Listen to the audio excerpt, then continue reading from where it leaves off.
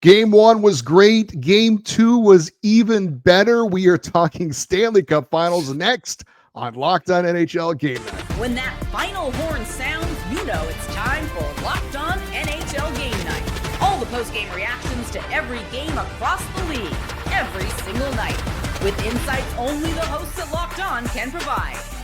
Prepare to experience game day reactions like never before, only on Locked On NHL Game Night. Your team every day. Hey, hockey fans, welcome to Locked On NHL Game Night, part of the Locked On Podcast Network, your teams every day. Thanks for making Locked On NHL Game Night your place to get a recap of the night in the NHL. We're available 7 days a week during the regular season and throughout the Stanley Cup playoffs, wherever you get your podcasts and on YouTube. I'm Eddie Garcia, an LA Kings fan on the West Coast. He is Shukri Wrights, a Boston Bruins fan on the East Coast. Together, we're here to discuss all the goals, saves, big moments, and stories from the night in the Stanley Cup playoffs. We're going to hear from our local experts, Armando Velez from Locked On Florida Panthers and Nick Zararis from Locked On Oilers. But before we do that, Shu, we are going to recap a wild, thrilling, amazing Game 2 of the Stanley Cup Final. I said Game 1 was great. So did you. Game 2 was even better. You know, it's amazing, Eddie, and I said this on Twitter, and I want to say it here. But these first two games of the Stanley Cup Finals, in my opinion, are just the best first two games of the Stanley Cup Finals since the 2011 Stanley Cup Finals between the Boston Bruins and Vancouver Canucks. Not because the Bruins won the Stanley Cup, but because of the drama and the sheer intensity from opening puck drop to the very last goal that was scored in the game. That is why. In tonight's Game 2, you thought it couldn't possibly be better than how Game 1 was? Game 2 said, hold my beer. I got something for you all, and it was a treat. And it got started with an amazing first period. We had 5 total goals scored in the opening period. Florida would strike first. Sam Bennett, of course, scoring a power play goal. That's the first period goal the Oilers have given up in the last 10 games. So unfamiliar territory for them, but the Oilers would strike back. Evander Kane scores off the post and in to make it 1-1. We had matching minor penalties, skating 4-on-4. Connor McDavid for the Oilers would skate into the zone with his speed, push everyone back, drop it off to Devin Bouchard. He would take a shot. It was blocked by Alexander Barkov. The rebound went right back to him. He shoots it again, gets it through traffic. And Evan Bouchard makes it 2-1 for Edmonton. Back come the Panthers. One of their defensive players scores, finishing a great passing play. Seth Jones ties it 2-2. Was Nate Schmidt to Eetu Luostarinen to Jones. Tic-tac-toe passing. Beautiful. We're tied at 2-2. Sam Bennett was then called for a controversial goalie interference penalty. We'll talk more about the officiating later. But the Oilers would take advantage. Connor McDavid to Leon Draisaitl, of course. And Edmonton had a 3-2 lead after one. And you're like, this is just the first period. This is amazing. Yeah. I mean, that first period left me speechless. That first period left me just like bewildered. It's probably the best word I could use of this episode. Bewildered. 5 goals and a 3-2 score at the end of the first period. And by the way, Eddie, 11 penalties between the two teams in that first period. So there was plenty of power play opportunities to go around. And that's what made it even more amazing. Yeah. That's not what Florida wants to do, right? Florida does not want to give McDavid and Draisaitl those chances with the man advantage. So I'm sure it was talked about in between periods. Hey guys, let's calm down. We want to be aggressive. We want to hit a lot of the stuff after the play, that kind of thing. Let's calm down. And you knew things would be calmer, right? In the second period, we weren't going to see another 5-goal period. I didn't think. And in fact, that is what happened. In the second period, we did not have 5 goals, but we had 2. And they were both scored by the visiting team. Dmitry Kulikov with a shot from the point from way out. Matthew Tkachuk putting the screen on. It goes off Evan Bouchard and in to tie it at 3-3. We then had a holding penalty on Eetu Luostarinen. So there, we talk about penalties. Edmonton gets the power play, but this time it was a shorthanded goal by Brad Marchand on the breakaway. He converts. So 2 goals in the second period. Panthers have the 4-3 lead after 2 periods. And for the second straight game, we've seen a great second period by the Florida Panthers. I mean, that second period was just absolutely like just standard Florida Panther hockey. Like, you saw things tying up just rather a bit. You saw Florida finally get into the flow of its game. And for me, the way I look at it is that when things began to settle down in that second period, I thought that Florida said, you know what, we're going to make it a point to do a better job of minimizing the penalties on our end. And I thought that they definitely did that for sure.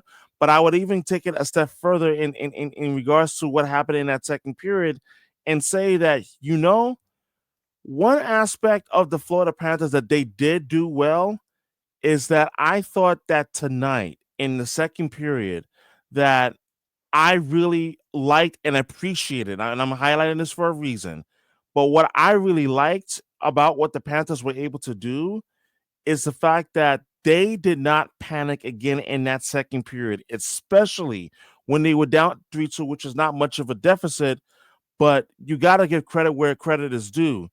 But I thought Seth Jones was huge in that second period, but certainly the pairing of Seth Jones and Aaron Ekblad was massive. So we go into the third period. The visiting team is holding on to a 1-goal lead. They're trying to tie this series up at a game apiece.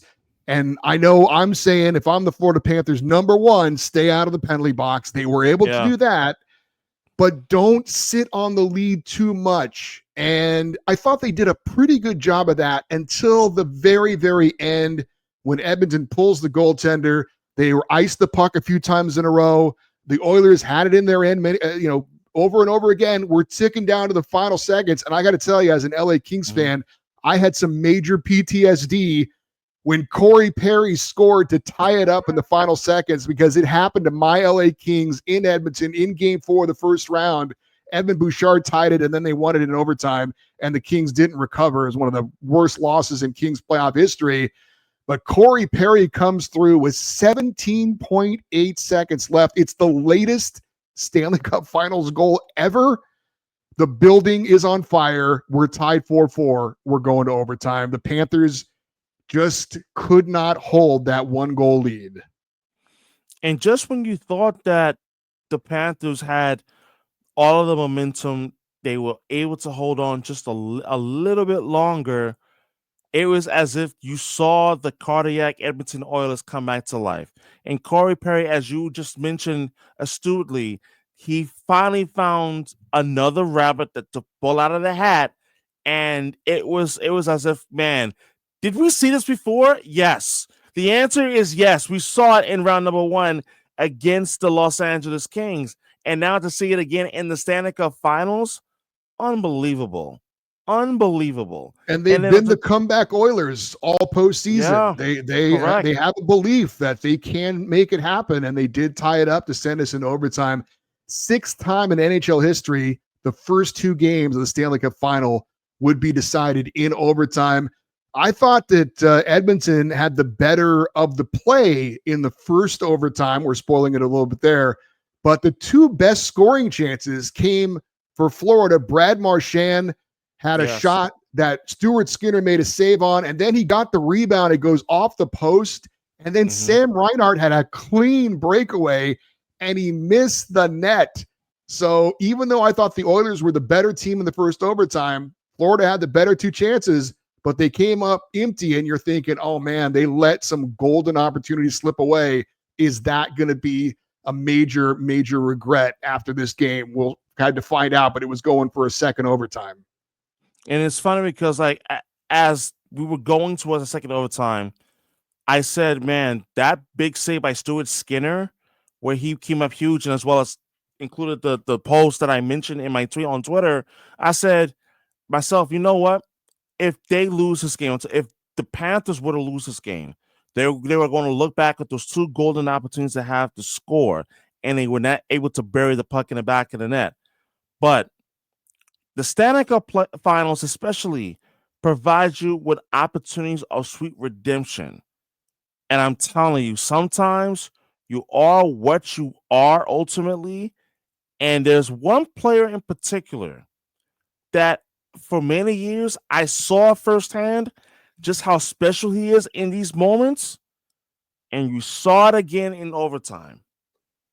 Yeah, in double overtime, the first double OT we've had in a Stanley Cup final since 2020.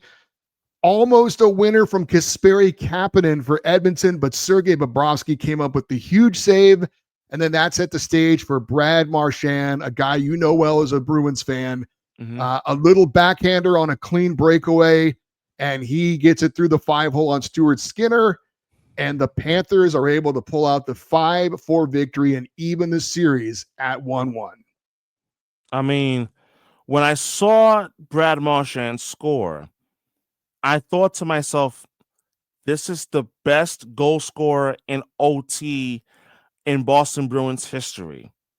And then for him to repeat this again in the Stanley Cup Finals, where your team is just holding on for dear life, hoping that they return back to Sunrise, Florida down 0-2, for him to come up huge, I thought was absolutely amazing. In game number 1, it was Leon Draisaitl who scored the first goal, and as well as he scored the OT winning goal. But in game 2, it was Brad Marchand who scored in that second period after Dmitry Kulikov made it 3-3. It was Marchand who gave the Panthers the lead, and it was Marchand who gave the Panthers the second overtime win in this game. We are just getting started. We're going to get more into the individual performances from game number 2 for both sides, and we'll check in with the host of Locked On Florida Panthers to get his take on the big win. That's next on Locked On NHL Game Night. Do you ever check your bank account and wonder, where did all my money go? Between dining out, online shopping, and entertainment, it's easy to lose track. That's where Monarch Money comes in, your personal CFO, giving you full visibility and control over your finances. Monarch Money isn't just a budgeting app. It's a complete financial command center. You can track all your accounts, investments, and spending all in one place, so you can stop just managing your money and can start building wealth. Instead of juggling multiple apps, you can use Monarch to check your finances, track spending, and even plan long-term goals. Managing money with your partner is smoother than ever. You can track shared and personal accounts, set goals, and stay on the same page without the stress. Take control of your finances with Monarch Money. Use the code LOCKEDONNHL at monarchmoney.com for 50% off your first year. That's monarchmoney.com, code LOCKEDONNHL for half off your first year. All right, we are breaking down an amazing, thrilling game 2 of the Stanley Cup Finals, a 5-4 victory for the Florida Panthers. Without any further ado, let's find out how this one felt to the host of Locked On Florida Panthers. I'm sure they're very excited, Armando Velez. Panthers win a marathon of a game 2 and tie the series at 1. What is up, guys? Armando Velez here from the Locked On Florida Panthers podcast, here to quickly break down the Panthers' 5-4 double overtime win over the Edmonton Oilers. And Brad Marchand, second overtime winner in these playoffs. There's a reason why Bill Zito traded for him. And Panthers were the ones to take the first lead of the game. Edmonton scored 2 unanswered. The Panthers, it was a penalty-filled first period of 5-on-3 that the Panthers needed to kill. 2 goals in the second period. Although the Panthers were playing shutdown hockey in the third period, it was a lot of times where they were on their heels, and Corey Perry was able to score after the Panthers lost 4 faceoffs in the final minute on the 6-on-5. Panthers had multiple opportunities to end it in the first overtime with Brad Marchand and a Sam Reinhart breakaway, but only 1 shot on goal allowed in double overtime, and Brad Marchand ends it. We're going to break all this down and more on tomorrow's Locked On Florida Panthers podcast. And thanks to the host of Locked On Florida Panthers, Armando Velez, with the recap. Let's get into some of the individual performances in this one, Shu. And we have to start, of course, with Brad Marchand. You know, they got the Rats down there in Florida. You know, they throw the Rats on the ice dating back from when they first started, and they call Brad Marchand the King Rat down there. I'm sure they're calling him other things in Edmonton right now, but Obviously, 2 huge goals in this one. Beautiful shorthander to make it 4-3, and then obviously the game winner in overtime. You saw a lot of Brad Marchand, and say what you will about him and some of the things he can do. The guy is a clutch performer, and that's exactly why the Florida Panthers went out and got him, and that's exactly why a lot of people in the hockey world were like, wow, the defending Stanley Cup champs, adding that guy. Sure, he's in the final stages of his career, but he knows how to come up big in big moments, and we certainly saw it on display in Game 2. And this is exactly what Bill Zito had in mind when he acquired him right at the buzzer on trade deadline day back in March. So tonight was, for me, a reminder what I and millions of Bruin fans already knew about Brad Marchand. Because here's the thing, Eddie, and I so many Bruin fans have been saying this for years for other NHL fans. If you have him on your team, you love him dearly. If you don't have him on your team, you hate him fiercely. Go ask the Toronto Maple Leafs and the Montreal Canadiens, most notably. Now, with Marchand doing what he did tonight, was I surprised? Absolutely not. But what I thought was interesting is that Brad Marchand in his career, he's had some really big moments in his career in the Stanley Cup Finals. You want to know what's also crazy? And for a lot of people, this is going to like raise a lot of eyebrows and say, whoa, Brad Marchand has a way of showing up specifically on June 6th in the Stanley Cup Finals. What are you talking about, you may ask? 2011, Game 3, Stanley Cup Finals. He scores on a beautiful shorthanded breakaway attempt against the Vancouver Canucks, Roberto Luongo at TD Garden, as part of an epic comeback for the Boston Bruins in that cup final down 0-2. And they ultimately win the cup. June 6, 2025. 14 years later, to the day, no less. He does it again. He scores the go-ahead goal at the time, which made it a 4-3 game for the Panthers. And then the game-winning goal in the second overtime to tie the series at 1-1. So Brad Marchand has had a long history of coming up huge in the Stanley Cup playoffs, but I would also conclude by saying the following. Brad Marchand, once you are who you are in the playoffs, having that gene of scoring big goals and big moments, that never leaves you. And Brad Marchand reminds everyone exactly why the Panthers are truly a legitimate threat to potentially repeat as Stanley Cup champions because of his ability to come up huge in big games. Also want to point out 2 beautiful assists by Anton Lundell on both of those Marchand goals. Yeah. It's that situation where you know you've got a guy who's out in front for a breakaway. You want to get it to him quickly enough and with enough speed that he keeps that, that space ahead to get the breakaway, but it also has to be accurate as well. And they were perfect passes, easy for him to take in and to score on. So Anton Lundell, 2 awesome assists to Brad Marchand. And Sam Bennett continues to be an amazing playoff performer, scores the power play goal to lead it off. 13 goals now leading the postseason, 12 goals on the road. That is a new NHL record for road playoff games. So he loves to hear the boos on the road. He loves to quiet the fans away from home. And of course, it's Sam Bennett. So there's got to be some controversy where Matthias Ekholm loses his stick and Sam Bennett just accidentally on purpose skates into his stick and keeps it away from him so he can't pick it up. And then he goes in and scores. So there's always got to be some controversy. On the other side for Edmonton, Corey Perry, I don't know how he scored that goal in the final seconds. Eetu Luostarinen was all over him, and he still was able to muscle it into the net. His 8th goal of the playoffs at 40 years old. I mean, as a Kings fan, I've grown to hate Corey Perry in many different ways, but you got to give it up to the guy. I mean, he's just an absolute playoff warrior. I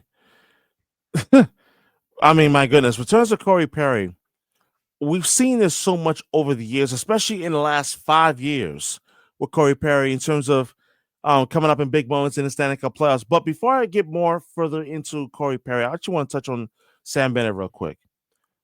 Sam Bennett had an eventful night. Yes, he scored his 13th goal of this Stanley Cup playoff season, which came on the power play. But let's not forget that Sam Bennett yet again found himself on the front page, if you may will. Because remember, he skated into Stuart Skinner, and that sent collective, oh my God, hold your breath, like moments in Edmonton. Because for a moment, Stuart Skinner did not look good, and I'm like, here we go again. Sam Bennett doing Sam Bennett like things on the ice, skating into opposing teams' netminders. So I'm like, man, you better hope that Stuart Skinner stays in the game, and which he did ultimately. But as far as Corey Perry was concerned, I thought that what Corey Perry was able to do, especially in that goal with 17.8 seconds left, I was just like dumbfounded as to how did he know to keep his stick in that position to get the shot off that beat Sergei Bobrovsky. And that's something that even now I'm still trying to process as to like how. But it goes to show you that when you keep your stick down and available on the ice, good things happen. And that's exactly what happened there with Corey Perry. And we have to point out that the two big stars did come up pretty big for the Oilers in this one. Draisaitl had a goal and an assist, and McDavid had 3 assists, including the one to Draisaitl on the power play. That was the sickest highlight so far of the Stanley Cup Final. A move around a defender, completely undressing him, and then the perfect pass over to Draisaitl for, we've seen this so many times, but even that one was above and beyond. Just a gorgeous move and pass from the best player in the NHL on display in the Stanley Cup Final. That was bring you out of your seats amazing from Connor McDavid. And nobody's surprised by it, but it's still amazing. Truly amazing, especially when you see that Connor McDavid continues to rack up the points during this postseason. And what I will say is that Connor McDavid doesn't just have to do the scoring. He can beat you by setting up scoring opportunities, which he's done in spades this postseason. And tonight, with the 3 assists, again, showing everyone that, hey, he doesn't have to lead the playoffs in scoring goals in order for his team to be successful. And that's part of the reason why I strongly believe that Connor McDavid's game has elevated to such a new level. Yes, his ability in terms of the assist and finding guys and creating scoring opportunities for his teammates, but then also his defensive side of the game, which really cannot be overlooked as well, which I think it has certainly made his impact in this series as well. All right, we're going to look at some more of the game stats and team stats, telling part of the story for game number 2. And we're going to check in with the host of Locked On Oilers, Nick Zararis, to get his thoughts on the game 2 loss by his team. That's next on Locked On NHL Game Night.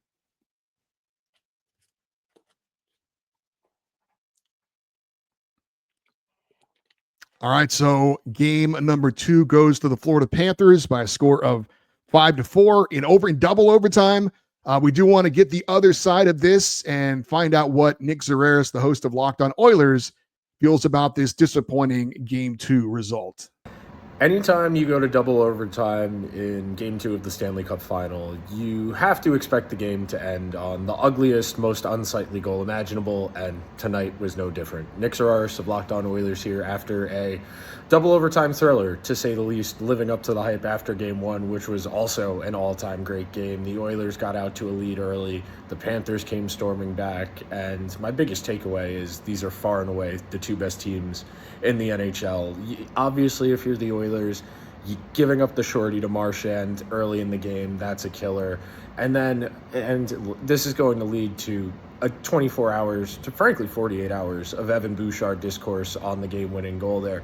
Yeah, he gets caught in between on a bad pinch. You want him to make a better play, but ultimately the Oilers are where they are right now because Evan Bouchard has been one of the best players in the entirety of these playoffs. So going down to Florida for Game 3, 1-1, not the worst place in the world to be. They were down 3-0 last year, and they made that a series. For everything you need to know about the Stanley Cup Final, be sure to check out Locked On Oilers wherever you get your podcasts or over on YouTube. And thanks to Nick Zararis, the host of Locked On Oilers, for that. I think people in Florida will feel a little bit different about that goal being beautiful or not. They'll think that was a very beautiful goal. Nick didn't like it so much, but understandably so. But he's taking the bright side approach and saying, hey, it's 1-1. Last year we were down 3-0. So, okay. But I do think this does feel like a little bit of a missed opportunity, I think, for the Oilers. I thought they were the better team in the third period. They're able to tie it up in the final seconds. The building goes crazy. I thought they were the better team in the first overtime. And then that second overtime, not so much. It almost was like they ran out of gas a little bit. And they gave up the game-winning goal. But I think it has to feel like at least a little bit of a missed opportunity for Edmonton. Oh, absolutely. It was. It certainly was. There's no other way to put it. If anything else, I think that tonight's game was a reminder that just when you think that you've got it all figured out in terms of, you had the lead and whatnot, there's the margin for error in the Stanley Cup final is truly razor thin. It truly is. Because the way I look at tonight's game in terms of, from the Oilers' perspective, is that I think that this was a game in which that you had missed opportunities.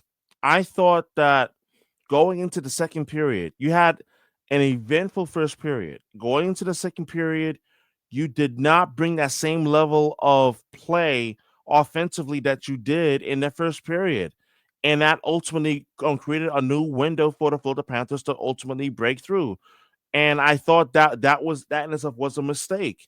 Now, the third period, I thought the Oilers were definitely much better, for sure. And as well as that first overtime, the Oilers, they had their opportunities as well. But I do think that one area that I really would like to see the Panthers, like not just the Panthers, but particularly the Oilers, really focus on getting better at in game number 3 is taking full advantage of using their speed to really push the envelope in terms of the transition game, because I thought they did a pretty good job of that in game number 1, but I didn't think it was at the same level in game number 2, and that played right into the Florida Panthers' hand. So I think that it's going to be fascinating to see how it all ultimately plays out in game number 3. But tonight, I thought this was certainly a game of missed opportunities for the Edmonton Oilers. I haven't really talked about the goaltending too much. Did want to take a look at the shots on goal in the game. First period, pretty even. Edmonton with a 14-11 advantage. Second period, we talked about it again. A big period for Florida, outshooting Edmonton 14-9. Third period, it was 9-5 in favor of Edmonton. Overtime, 13 shots on goal in overtime for the Oilers to 8 for the Panthers. And then the second overtime, just 1 shot on goal, as you heard Armando Velez say, for Edmonton. 4 for the Panthers. In the end, Edmonton did outshoot Florida in total shots on goal, 46-42. But the Panthers are able to get the extra goal. And talking about the goaltending, Stuart Skinner for the Oilers allowed 5 goals on 42 shots. Sergei Bobrovsky, 4 goals allowed on 46 shots. I didn't have a big problem. I know 9 goals is a lot. Of course, it was also beyond 3 periods. Right. But I thought that both goaltenders had their moments. I don't know that there were a lot of really soft goals that were scored in this one. Maybe some people feel differently about the double overtime game winner, how it's trickled through Stuart Skinner's 5-hole there. But I thought he still did what he needed to do. I thought he played well enough for the Oilers to have a chance to win, and they did. Bobrovsky, I thought his rebound control was a little shaky, but it seemed like every time he gave up a rebound in front, a teammate was there to clear it every single time. But I thought both goaltenders, although 9 goals is a lot to give up combined, I thought they both played pretty well. I don't have a big problem with either goalie coming out of this game. The goaltending in this game was not even remotely the issue at all. I thought both goaltenders played well, but especially Stuart Skinner, giving him his props, and Sergei Bobrovsky, gotta give him his flowers as well. They both played well. I mean, yes, the score was 5-4. Was it really a goaltending game? Like, obviously, no, it wasn't a goaltending duel. But I thought goaltending was not the issue in tonight's game. For me, I thought it was special teams. Special teams was one of the issues for the Edmonton Oilers, where they did not, in my opinion, do enough to capitalize on those opportunities. And I thought that ultimately the Florida Panthers, they did exactly just that, and that's what certainly tilted the ice in their favor. But the thing that I also find to be key as well is that you talk about making sure that you're not turning over the puck as well. I think that is something that the Oilers are going to have to clean up as well, and as well as do a better job in terms of the face-offs. You have to win your face-offs, especially if this is going to be a puck possession type of game, and it was. So I do think that ultimately, like, the Oilers, despite them losing tonight's game, goaltending was definitely not the reason why they lost. Yeah, and you look at, being on home ice as well should be a bit of an advantage for you in the face-off circle, but they did not win the face-off battle in this one. Also, hits, talking about the physical play, 60 hits in the game for Florida to 39 for the Oilers. So a little bit of a physical advantage in game 2 for the Panthers as well. One final thing I did want to touch on with you, Shu, the officiating. We talked about the challenge in game 1 by the Oilers for goalie interference. They lost that challenge. It led to a power play goal for Florida. You said that the standard had been set.